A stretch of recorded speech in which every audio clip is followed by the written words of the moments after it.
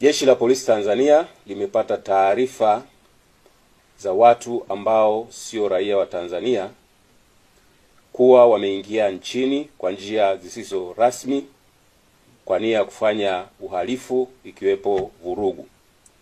Watu hao wanajifanya kuwa wanafanya shughuli mbalimbali ikiwepo bodaboda. Taarifa zinasema watu hao wapo katika mikoa ya Arusha, Dar es Salaam, Mbeya, Mwanza, Songwe na mikoa mingineyo.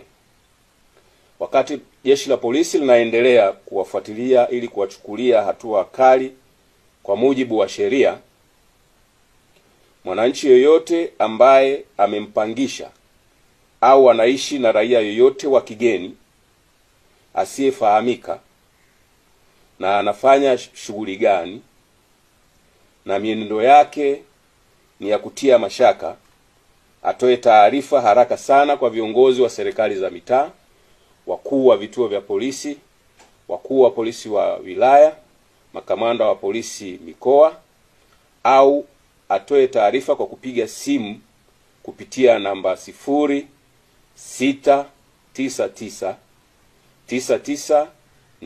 0699998899.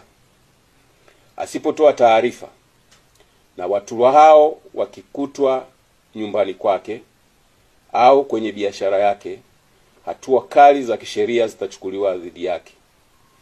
Jeshi la polisi linaendelea kuhakikishia wananchi kuwa kwa kushirikiana na vyombo vingine vya ulinzi na usalama vinaendelea kuhakikisha taifa letu linaendelea kuwa salama na lenye amani.